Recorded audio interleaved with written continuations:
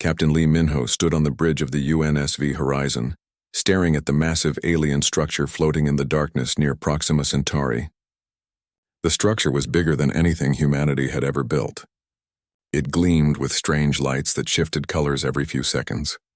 After 3 months of faster-than-light travel, his crew had finally found proof that humans were not alone in the universe. "Sir, they're responding to our hail," said Kang Dae-ho from the communications station. The young officer's hand shook slightly as he worked the controls. Everyone on the bridge felt the same nervous excitement. Lee took a deep breath. "Put it through." The main screen flickered and showed something that made everyone gasp. The alien was tall and thin, with 4 arms and skin that looked like polished metal. Its face had too many eyes, but somehow Lee could tell it was smiling. "Greetings, young species," the alien said. The translation software worked perfectly. "We are the Galactic Consortium. We have been watching your world for some time. Welcome to the greater community." Lee felt his heart race. This was it, humanity's first real contact with aliens. He stepped forward and gave a formal bow. "I am Captain Lee Minho of Earth. We come in peace and friendship." "Of course you do," the alien replied. "All young species do. We invite you to send representatives to our capital world. There is much to discuss about your future." The conversation ended shortly after. Lee's crew celebrated, but he felt a strange unease in his stomach. Something about the alien's tone bothered him. The way it said "your future" felt less like a promise and more like a threat. 3 weeks later, Ambassador Park Ji-woo arrived at the consortium's capital world aboard a specially prepared diplomatic ship. She was Earth's best negotiator, a woman who had helped end wars and broker impossible peace deals. If anyone could represent humanity to the stars, it was her. The capital world took her breath away. Hundreds of different alien species walked the massive platforms that orbited a beautiful blue star. Buildings floated in the air without any visible support. Ships came and went in streams of light. The consortium had clearly been spacefaring for a very long time.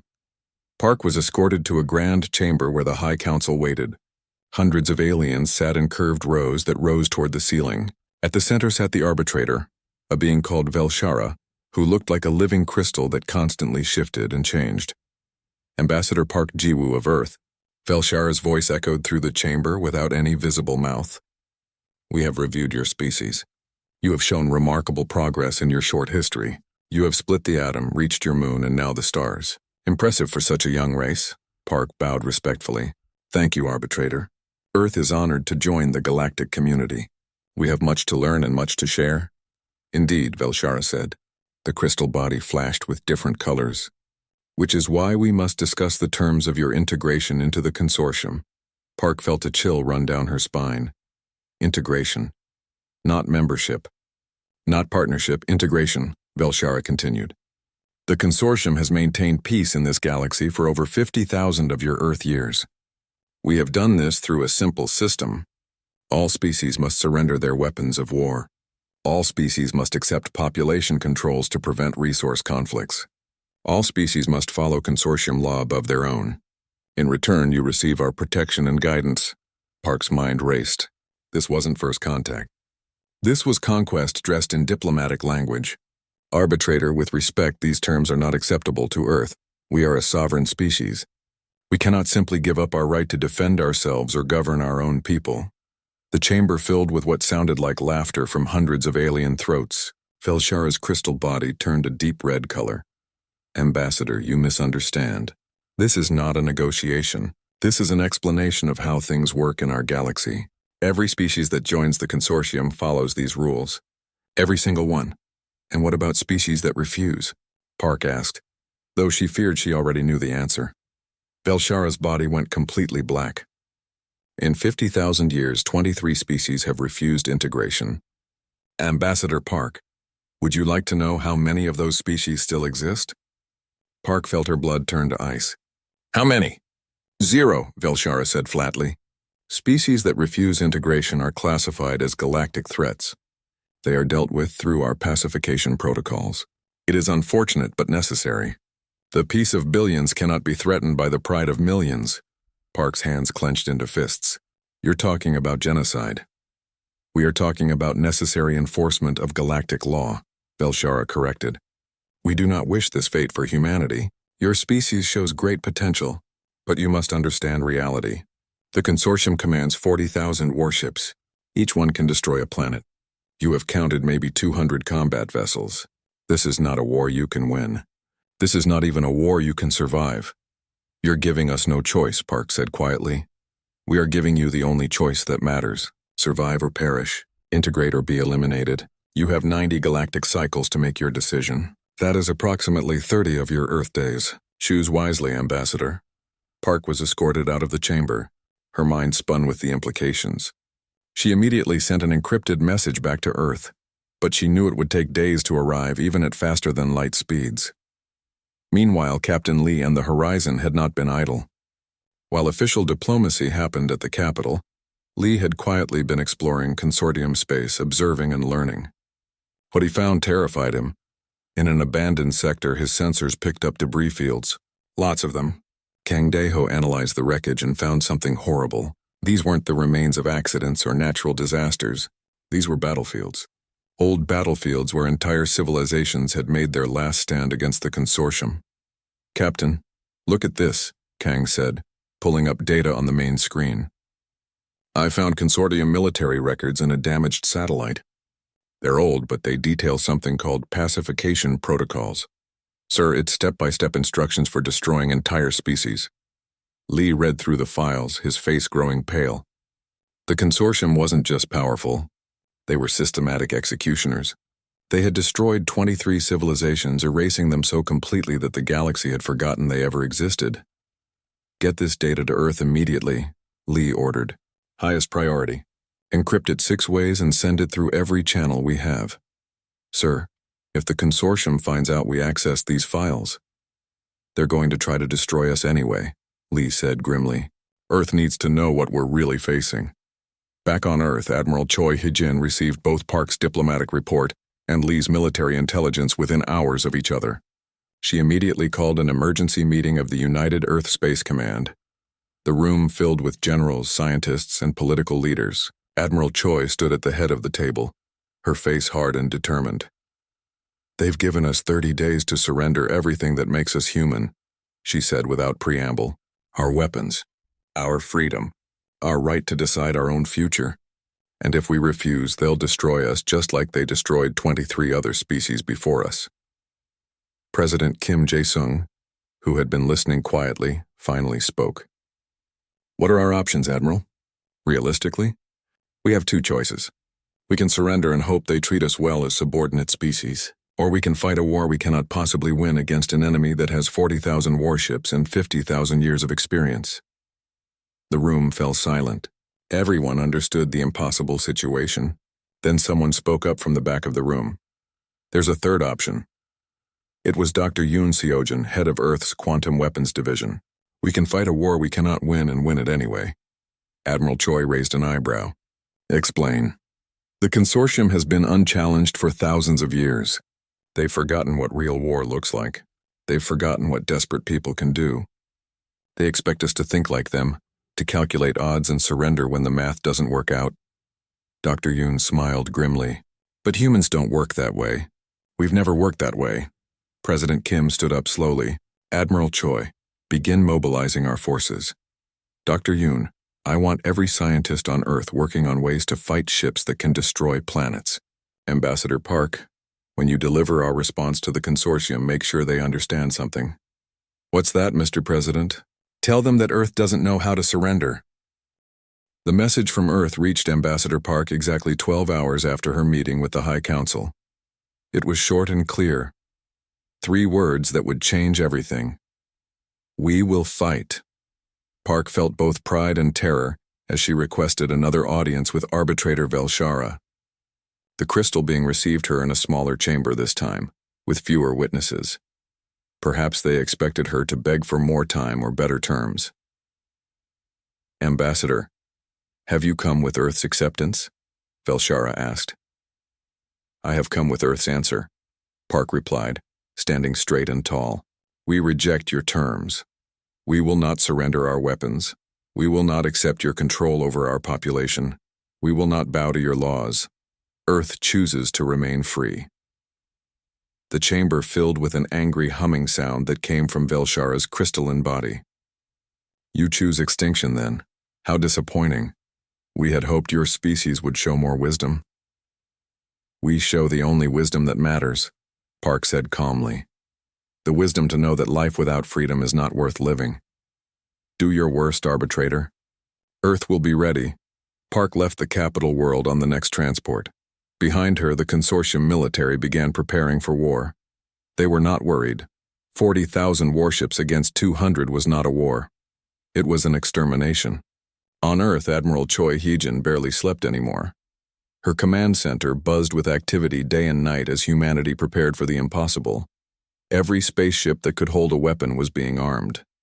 Every station from Mercury to Neptune was being fortified. Every able person was being trained. Commander Han Mirai led the Lunar Defense Fleet, the strongest military force humanity had outside Earth itself. She walked through the massive underground bases carved into the moon's surface, watching thousands of people work frantically to prepare for battle. Commander, the new missile batteries are online, her second officer reported. We have coverage of all approach vectors from deep space. Han looked at the tactical displays. Even with every weapon operational, they could maybe slow down a consortium fleet for a few hours at most. But a few hours might be enough to evacuate more civilians. Every minute counted now. She recorded a message for her family back on Earth. Her daughter was only 7 years old. Han told her to be brave, to remember that her mother loved her, and that sometimes people had to fight for what was right even when the fight seemed hopeless. She didn't know if she would ever see her daughter again.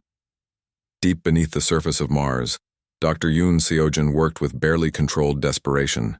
His quantum weapons division had been theoretical for years. Now they had weeks to turn theory into reality. The problem is power, he explained to his team. Quantum entanglement can theoretically disrupt any electronic system across any distance. But we need massive amounts of energy to create the initial entanglement field. We're talking about the output of a small star. What if we don't try to power it traditionally? Asked one of his researchers. What if we use the target's own power against them? Create a feedback loop that cascades through their systems? Yoon's eyes widened. That could work. If we can get close enough to initiate the field, their own reactors would destroy them from the inside. He immediately began running calculations. But we'd need a delivery system, something that can get past their defenses. He sent a message to Admiral Choi. They needed test subjects. They needed actual consortium ships to study. That mission fell to Baek Suho, Earth's best intelligence operative. He had been quietly inserted into consortium space weeks ago, traveling on a merchant vessel and using forged identification. The consortium was so confident in their power that their security was surprisingly weak.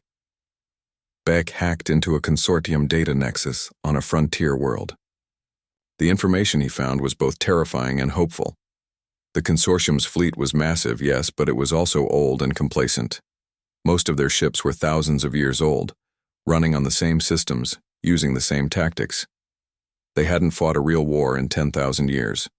More importantly, he found complete technical specifications for their ships. Hull composition, reactor designs, weapon systems, everything. He encrypted the data and sent it in a tight beam transmission toward Earth, then destroyed his equipment and disappeared into the crowds of aliens. The data reached Dr. Yoon 3 days later. He and his team tore through it, finding weaknesses and vulnerabilities.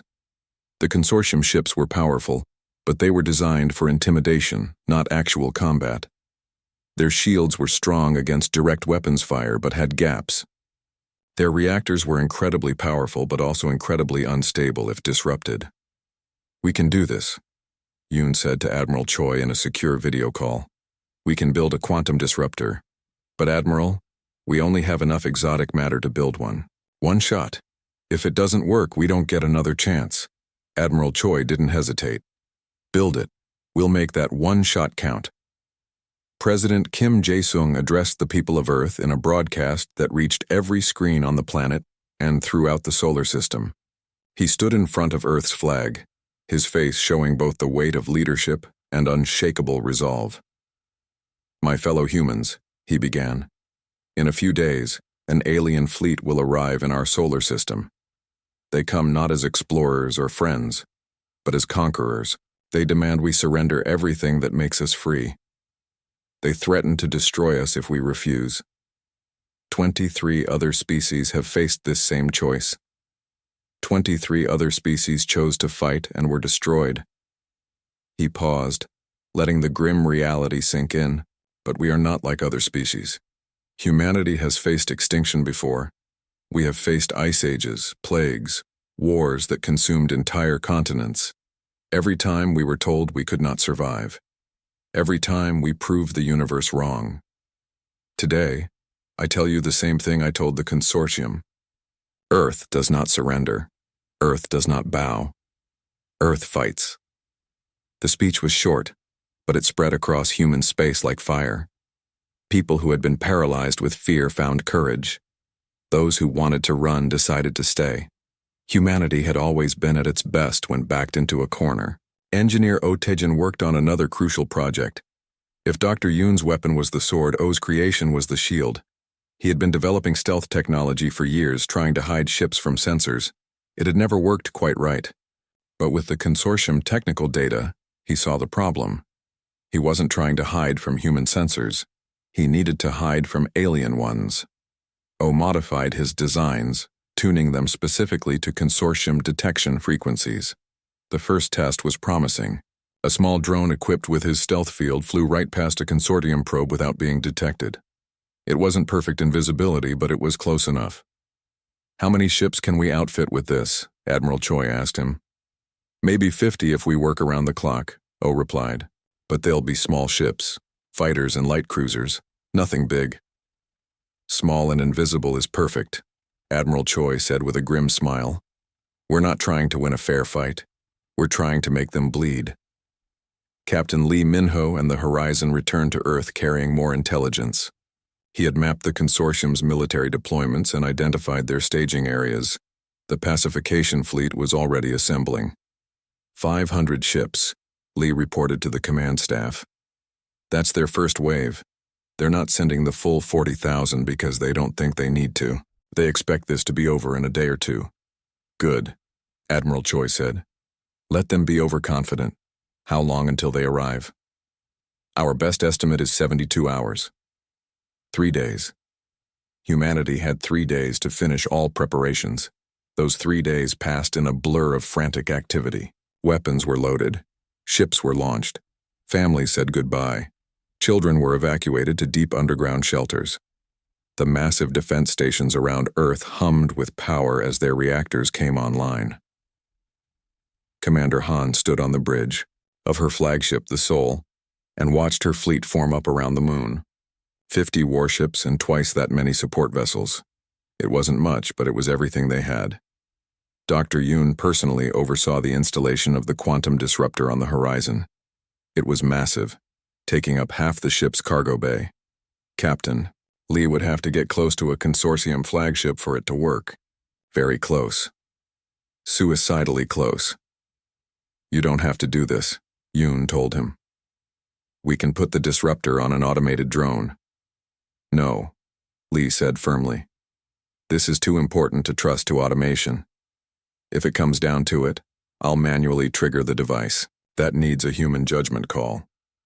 Lieutenant Song Nari, the best pilot in the fleet, was chosen to lead the stealth fighter squadrons.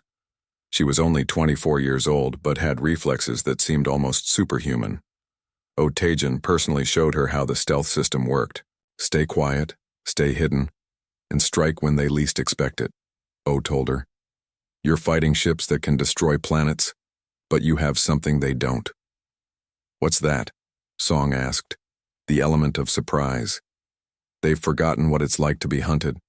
On the third day, every sensor in the solar system screamed warnings simultaneously. The consortium fleet had arrived. 500 massive warships dropped out of faster-than-light travel at the edge of the solar system. Each one was kilometers long, bristling with weapons that glowed with contained power. They moved in perfect formation, a wall of unstoppable force heading toward Earth. Admiral Choi watched the displays from her command center deep underground. The consortium fleet advanced slowly through the solar system, their massive ships moving with terrifying confidence. Enforcer Kelthar commanded the pacification fleet from his flagship. the eternal judgment.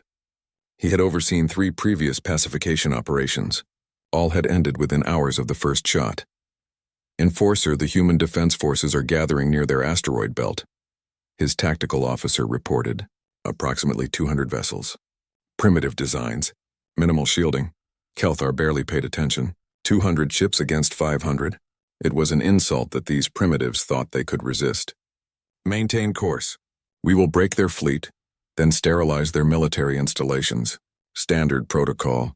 He was so confident that he didn't notice the small, nearly invisible ships hiding among the asteroids.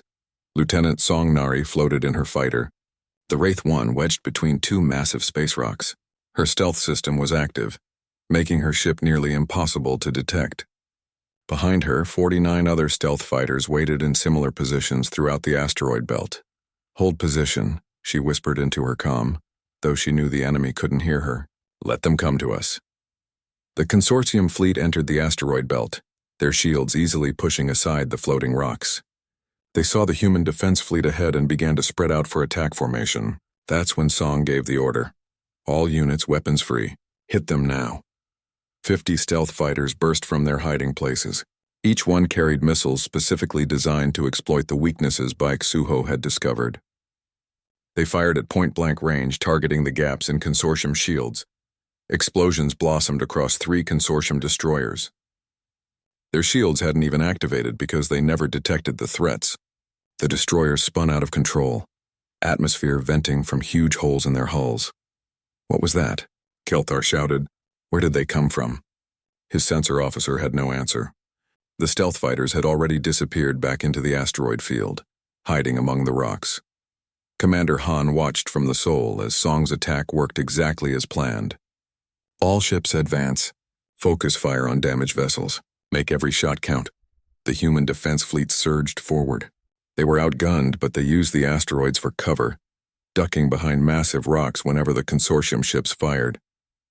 Their smaller size made them harder to hit, and they knew the asteroid belt like their own backyard. A consortium cruiser exploded when 3 human destroyers concentrated their fire on its weakened shields. Another consortium ship collided with an asteroid when its navigation system was hacked by Baek-Suho's virus, which human missiles had delivered into their computer cores. For the first time in thousands of years, the consortium fleet tasted blood. Their own blood, unacceptable. Kelthar roared. All ships full offensive. Destroy everything. Sterilize the entire asteroid belt. The consortium fleet opened fire with overwhelming force. Hundreds of energy beams and missiles filled space. The asteroids themselves began to explode as the massive weapons struck them. Human ships died by the dozens, torn apart by firepower they couldn't hope to match. Commander Han's tactical display turned red as ship after ship went offline. The Busan, the Incheon, the Daejeon, ships named after Earth cities, crewed by people she knew, destroyed in seconds. Commander, we're losing too many ships in her weapons officer shouted over the sound of explosions. Hold the line, Han ordered. We just need to buy more time. Time for what, she didn't say. Time for Captain Lee to get into position. The horizon moved through the chaos of battle, its path calculated by Kang Daiho to thread through the fighting without drawing attention. Captain Lee stood on the bridge, his eyes fixed on the massive consortium flagship ahead. Distance to target? He asked. 15 kilometers and closing, Kang replied. Sir, at this range they can't miss us. They have to see us first, Lee said. The horizon wasn't invisible like Song's fighters, but it wasn't advertising its presence either. It looked like another damaged human ship trying to escape the battle. Dr. Yoon's quantum disruptor hummed in the cargo bay, charging to full power. The device used so much energy that the rest of the ship operated on minimal power. They had one shot at this. 10 kilometers, Kang counted down. Sir, they're scanning us. Stay on course. They're locking weapons on us. Stay on course, Lee commanded. A consortium destroyer noticed the horizon and fired. The energy beam grazed their hull, sending the ship spinning. Alarms blared as atmosphere began venting from a breach in the lower decks. Seal that breach, Lee shouted. Kang, how close are we? 5 kilometers. That's minimum range for the disruptor. Fire it now. Kang slammed his hand down on the trigger. The quantum disruptor released all its stored energy in a single pulse. The pulse was invisible to the eye, but every sensor in the area went insane. The pulse struck the eternal judgment and spread through its systems like lightning. The flagship's massive reactor, designed to power weapons that could destroy planets, became a quantum chain reaction. The disruption spread to every ship within range, 50 vessels in total. Lights flickered and died on consortium ships. Their shields collapsed. Their weapons went offline. Their life support systems failed. 50 massive warships, each one capable of destroying worlds, became floating coffins in seconds. The Horizon's crew stared in shock as the enemy ships went dark. It worked, Kang whispered. It actually worked. But the victory came at a cost. The quantum disruptor had burned itself out, leaving the Horizon nearly powerless, and the consortium still had 450 functioning warships. Enforcer Kelthar survived the initial pulse because he had been in the ship's command bunker, which was shielded, but his ship was dead. Everything was offline. Emergency lighting barely illuminated the bridge. What happened? He demanded. Get systems back online. Sir, the entire power grid is fried, an officer reported. Everything connected to the main reactor is destroyed. All nearby ships are reporting the same issue. For the first time in his long military career, Kelthar felt something he had not experienced in centuries. Fear. These primitives had a weapon that could kill his ships. They had actually hurt the consortium fleet. Signal all remaining ships, he ordered. Maximum firepower. Destroy all human vessels immediately. The consortium fleet, now down to 450 ships but still overwhelmingly powerful, concentrated all their fire on the human defense fleet. It was no longer a pacification operation. It was rage. Commander Han watched as the enemy fleet turned all its fury on her forces. The human ships couldn't survive this kind of concentrated assault. They were being torn apart. All ships scatter, she ordered. Get to the evacuation coordinates. Move now! The surviving human vessels broke formation and ran. Some made it. Many didn't. The Soul took a direct hit that tore through its engine section. The ship tumbled out of control. Evacuate the ship, Han ordered. Everyone to the escape pods now. Her crew rushed to the pods, but Han stayed at her station, trying to maintain control long enough for them to escape. Another blast struck the Soul and the bridge exploded around her. She barely managed to drag herself to an escape pod before the ship broke apart. The escape pod tumbled through space, its single occupant unconscious and bleeding. The pod's automated systems activated, sealing Han in a medical stasis field and broadcasting an emergency beacon. It would be hours before rescue found her, if they found her at all. Lieutenant Song Nari and her surviving stealth fighters watched the slaughter from their hiding places in the asteroids. 20 of her original 50 fighters remained. They had hurt the enemy, but it hadn't been enough. Wraith 1 to all surviving units, she transmitted on a secure channel. We can't win this fight today. Fall back to Rally Point Gamma. We'll fight again tomorrow. Her fighters slipped away into the darkness, using the chaos of battle to escape undetected. Captain Lee managed to restart the Horizon's emergency systems. The ship limped away from the battlefield, hiding in the shadow of a large asteroid. From there, he and his crew watched the destruction of humanity's main defense fleet. Sir, what do we do? Kang asked quietly. Lee stared at the tactical display. The battle of the asteroid belt was over. Humanity had lost. They had destroyed or disabled 50 enemy ships and damaged dozens more. But the cost was devastating. Over half of Earth's combat vessels were gone. The lunar defense fleet was shattered. Thousands of people were dead. We survive, Lee said finally. And we learn. The consortium thinks this is over. They think we're broken. But they're wrong. This was just the opening move. On Earth, Admiral Choi received the casualty reports. The numbers made her feel sick. So many dead, so many ships destroyed. For a moment, she wondered if they had made a terrible mistake by choosing to fight. Then she looked at the other numbers. 53 consortium ships destroyed or disabled. The quantum disruptor worked. The stealth fighters worked. Humanity's tactics worked. They had proven something that the galaxy had forgotten. The consortium could bleed. Admiral Choi opened a channel to all surviving military units. Her voice was steady and strong. This is Admiral Choi to all forces. Yes, we took heavy losses today. Yes, we're hurt. But look at what we accomplished. We made them pay for every meter of space. We proved they're not invincible. And most importantly, we're still here. 3 months after the Battle of the Asteroid Belt, the galaxy watched Earth with confused fascination. The humans should have been dead. Every species that had defied the consortium before had been eliminated within weeks. Yet humanity survived, and more than that, they were fighting back. Counselor Threska watched the latest battle reports from her chambers on the consortium capital world. She belonged to a species called the Velnari, peaceful traders who had nearly been destroyed during their own integration 2,000 years ago. The consortium had bombed 3 of their colony worlds into dust before they finally surrendered. She had never forgotten the screams of her people. She had never forgiven the consortium, and now, watching these humans refuse to break, she made a decision that would be considered treason if discovered. Threska encrypted a data package containing consortium military deployments, supply routes, and tactical information. She sent it through a series of anonymous relays toward Earth. The message was simple. From one who remembers freedom, may you succeed where we failed. The data reached Earth through Agent Lim Hyunwoo's network. Lim had spent the past months building an intelligence web throughout consortium space, recruiting sympathizers and stealing information. The data from Threska was the best intelligence they had received yet. Admiral, look at this, Lim transmitted to Admiral Choi. We now know where every consortium supply depot is, their reinforcement schedules, their communication relay positions. We can hurt them in ways they won't expect. Admiral Choi studied the information carefully. The consortium was preparing a second massive assault on Earth, gathering 1,000 ships. But those ships needed supplies, communication, and coordination, all things that could be disrupted. Agent Lim, I have new orders for you, Admiral Choi said. Take your best teams. Start hitting their supply lines. I want the consortium fleet to arrive hungry, blind, and confused. Lim smiled. Now that's a mission I can get behind. Meanwhile, Dr. Yoon Seojin worked frantically in his Mars laboratory.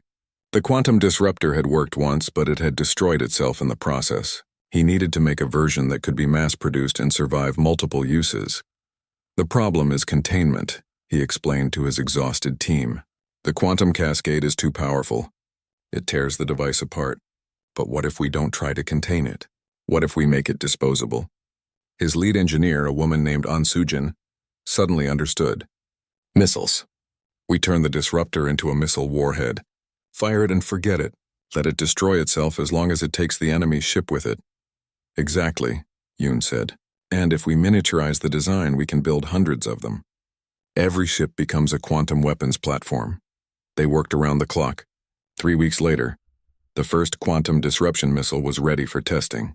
They fired it at a derelict consortium ship they had recovered from the asteroid belt. The missile struck the dead ship and released its pulse. The quantum cascade ripped through the vessel's already damaged systems, tearing it into pieces. It works, An whispered. We can actually do this. Production began immediately. Earth's industrial power, built over centuries of manufacturing everything from cars to computers, shifted into total war production. Factories on Earth, Mars, Europa, and Titan began producing quantum missiles by the hundreds. Captain Shin Yura commanded one of the new strike forces being built from the survivors of the asteroid battle. Her ship, the Phoenix, was a hybrid design using both human and captured consortium technology. It was faster than pure human ships and more maneuverable than consortium vessels. Captain, we've picked up a consortium supply convoy, her sensor officer reported. 6 freighters with 2 destroyer escorts. They're heading for the staging area where the attack fleet is gathering. Shin smiled coldly. Perfect. All ships attack formation. Let's introduce them to Earth's new toys. The Phoenix and 4 sister ships dropped out of faster-than-light travel directly in the convoy's path. The consortium destroyers immediately moved to engage, but they were using old tactics against a new enemy. Shin's ships split up, forcing the destroyers to divide their fire. The Phoenix fired 2 quantum missiles. The first destroyer's shields meant nothing against the quantum cascade. Its systems collapsed and the ship went dark. The second destroyer tried to run but was caught by missiles from Shin's sister ships. The freighters had no weapons, so Shin let them flee after destroying their communication equipment. Let them tell their commanders what happened, she said. Let them spread fear. Across consortium space, similar attacks began happening with increasing frequency. Agent Lim's teams destroyed supply depots and communication relays. Consortium ships began disappearing without explanation. Their supply lines became dangerous paths where human raiders struck without warning. The psychological impact was devastating. The consortium military had not experienced fear in thousands of years. Now every supply run became a potential ambush. Every communication gap might mean a station was destroyed. The humans were like ghosts, striking everywhere and nowhere. Commander Han Mirai had been rescued from her escape pod 2 days after the asteroid battle. She spent weeks in medical recovery, her body healing from severe injuries. But her mind was sharp and she was angry. "Admiral, I want back in the fight," she told Admiral Choi from her hospital bed. "You're not cleared for duty yet," Admiral Choi replied. "With respect, Admiral, I don't care. My entire fleet was destroyed. My people died. I want another command. Give me the worst ships you have, the damaged ones no one else wants. I'll make them work." Admiral Choi studied Han's determined face and made a decision. "All right, I'm giving you command of Task Force Vengeance. 10 ships that were too damaged to repair completely. Get them space-worthy. Make them hurt the enemy. But Han, you survived this. That's an order." Han worked miracles with her ragtag fleet. She took damaged ships and turned them into weapons. One destroyer with a broken reactor became a massive bomb, piloted remotely and rammed into consortium vessels. A cruiser with no shields became a missile platform, hiding behind asteroid cover and launching devastating attacks before fleeing. Task Force Vengeance became a legend. They struck hard and disappeared before the enemy could respond. Han's tactics were studied by every other commander in the fleet. The consortium's second attack fleet, originally 1,000 ships, finally reached the Sol system 4 months after the first battle. But they arrived weakened and demoralized. Supply disruptions meant some ships had limited ammunition, communication failures had scattered their formation, and everywhere they looked they saw ghosts of human ships waiting to strike. Enforcer Kelthar, who had barely survived the first battle, was replaced by a new commander called Supreme Enforcer Dalvek. Dalvek was known for his ruthlessness. He had personally overseen the destruction of 2 species in the past. He arrived determined to end this embarrassment quickly. "These primitives have gotten lucky," he told his officers, "but luck runs out. We will crush them systematically. No more underestimating them. No more holding back. We sterilize every military installation, every shipyard, every base from Mercury to Neptune." His fleet moved toward Jupiter, where Earth's rebuilt defense forces had gathered. Admiral Choi had chosen Jupiter deliberately. The massive gas giant and its moons provided both cover and opportunities. "They want to fight near Jupiter?" Dalvek laughed. "Fine. We'll turn their last stand into a tomb." But Admiral Choi wasn't planning a last stand. She was planning an ambush. As the consortium fleet approached Jupiter, they detected the human defense force near the moon Europa. 300 ships more than had survived the asteroid battle. They had rebuilt quickly. "Admiral, they've taken the bait," her tactical officer reported. "The consortium fleet is moving into attack formation." "Good," Admiral Choi said calmly.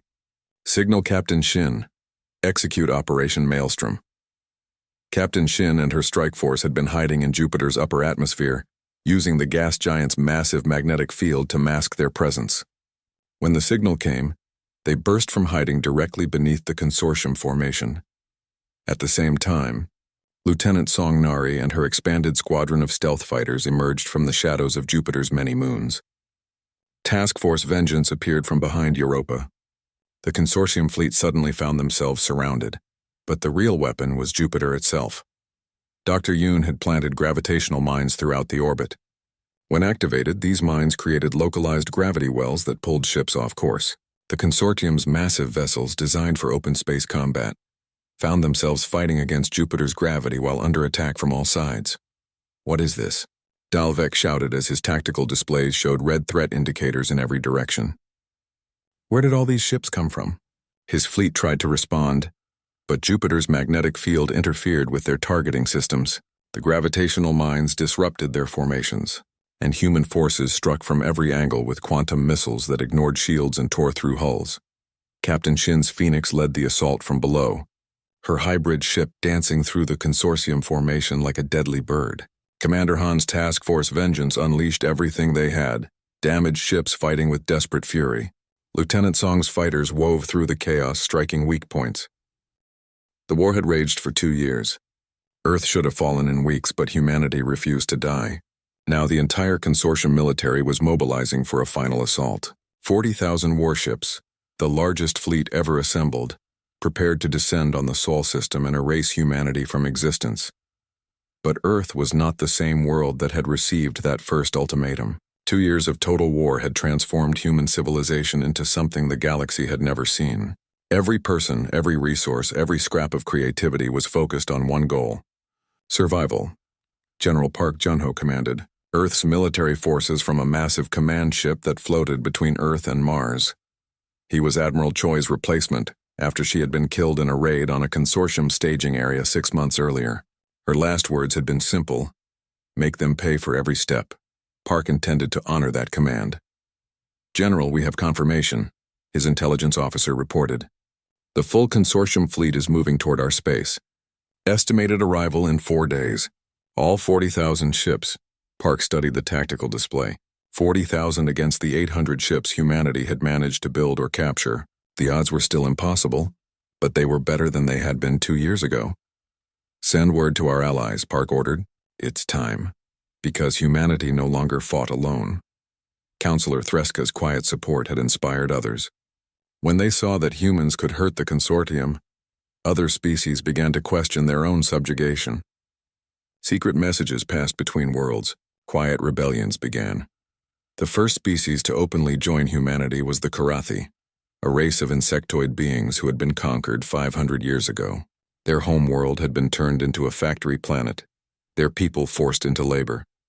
When they learned humans were fighting back, they rose up. 20 Karathi ships, stolen from consortium shipyards, arrived in the Sol system 3 months after the Battle of Jupiter. Their commander, a being named Threska, had a simple message: we have forgotten how to be free. Teach us to fight. Others followed. The Velnari, Threska's own people, sent ships secretly. A species called the Manthari, who had been conquered but never broken, joined the rebellion. Even some individual consortium soldiers, disgusted by the endless war, defected to Earth. By the time the full consortium fleet arrived, humanity commanded not 800 ships, but 2,000. It still wasn't enough to win a straight fight, but it was enough to make the consortium pay dearly. Dr. Yoon Seojin and scientist An Sujin had made another breakthrough. After studying captured consortium ships for 2 years, An discovered the secret of their faster-than-light drives. It was more efficient and faster than human technology. We can rebuild our entire fleet, An explained excitedly to General Park. Ships that are faster, more maneuverable, better armed. We can match their speed and exceed their agility. How long? Park asked. The factories are already retooling. We can start production immediately. But General, it gets better. The consortium FTL drives have a weakness. They all use the same frequency.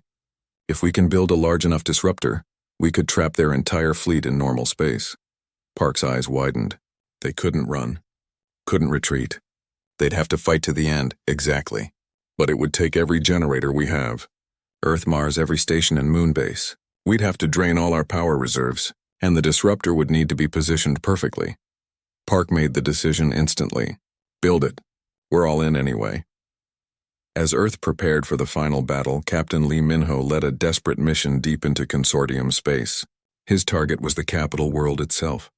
If they could strike at the heart of the consortium while their fleet was attacking Earth, it might create enough chaos to give humanity a chance.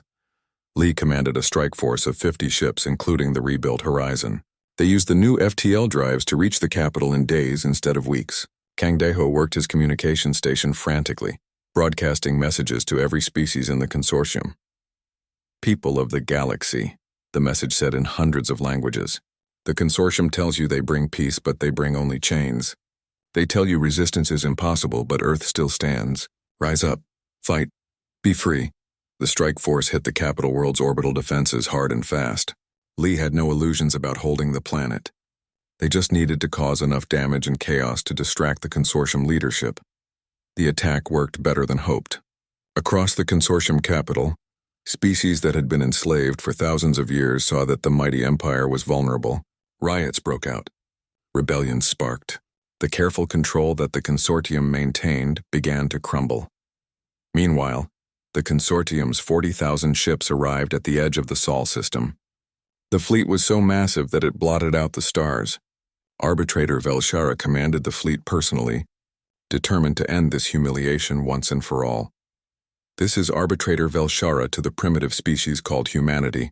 The message echoed across all frequencies. Your resistance ends today. Surrender now and we will allow 1 billion of you to survive as servants. Refuse and we will sterilize every world you inhabit. You have 1 hour to decide. General Park's response was broadcast on every channel, transmitted so every species in the galaxy could hear. This is General Park Junho of Earth. We rejected your chains 2 years ago. We reject them now. You want our surrender? Come take it. You want our freedom? You'll have to kill every last one of us. And even then, others will remember. Others will rise. You're not fighting for peace, Arbitrator. You're fighting to hold on to power as your empire crumbles. So bring your 40,000 ships. Bring your world-killing weapons. Earth will be here waiting. And when this is over, the galaxy will know that tyranny can be defeated. The hour passed. The consortium fleet advanced. They entered the Sol system in waves, their formation perfect and overwhelming. General Park watched them come, his expression calm. Everything depended on the next few minutes. All ships fall back to Earth orbit, Park ordered. Execute Plan Defiance. The human and allied fleet retreated, drawing the consortium forces deeper into the system. The consortium took the bait, eager to end this war. They chased the fleeing ships past Mars, past the asteroid belt, heading for Earth itself. That's when Ansujin activated the FTL disruptor. Every generator on Earth went dark. Mars went dark. The moon bases, Europa, Titan, every human installation poured its power into one massive device buried on the dark side of Earth's moon. The disruptor activated and space itself screamed. Every consortium ship within the Sol system suddenly found their FTL drives offline. They couldn't jump away. They couldn't retreat. They were trapped in normal space with an enemy who knew this was a fight to the death. What have you done? Velshara shrieked across the communication channels. You've trapped us all here. Yes, General Park replied calmly. We win together or die together. No running, no retreat. Today the galaxy learns what happens when you push humanity too far. The largest space battle in galactic history began. Human ships and their allies used every trick they had learned. They used planets and moons for cover. They employed stealth and deception. They fought with desperate creativity against overwhelming numbers. Lieutenant Song Nari, now commanding an entire wing of fighters, led daring attacks against consortium capital ships. Commander Han's rebuilt fleet struck from unexpected angles. Captain Shin Yura's hybrid ships danced through the enemy formation, spreading chaos. The quantum disruption missiles proved devastating. Consortium ships that had ruled the galaxy for 50,000 years died by the hundreds, as human weapons ignored their shields and tore them apart from the inside. But the consortium fleet was massive. For every ship humanity destroyed, 10 more took its place. Earth's defenders began to fall. The Busan, rebuilt after its destruction in the asteroid belt, died defending Mars. The Phoenix, Captain Shin's pride, went down fighting after destroying 3 consortium dreadnoughts. Task Force Vengeance made their final stand near Earth's moon. Commander Han and her crews fought until every ship was destroyed, but they took 50 enemy vessels with them. The battle raged for 3 days. Space around Earth became a graveyard of shattered ships and broken dreams. Both sides were bleeding, dying, but neither would surrender. On the 3rd day, something unexpected happened. A consortium admiral named Corvex, who had watched the slaughter with growing horror, broke formation. His ship and 300 others under his command stopped firing. This is Admiral Corvex to Arbitrator Velshara, he transmitted on an open channel. I will not kill anymore. These humans fight for freedom, for the right to exist. What do we fight for? Pride, control? I joined the consortium to bring peace, not to enforce slavery. My fleet withdraws from this battle. Velshara's response was furious. You are a traitor. I will see you executed. Then execute me, Corvex said calmly. But I will not murder brave beings who fight for something I have forgotten. I will not be part of this genocide. His ships moved away from the battlefield. Other consortium commanders, shocked by this act of rebellion, began to question their own orders. Doubt, something the consortium military had never experienced, spread through their ranks. General Park saw his opportunity. He opened a channel to the entire consortium fleet. Soldiers of the consortium, he said, look around you.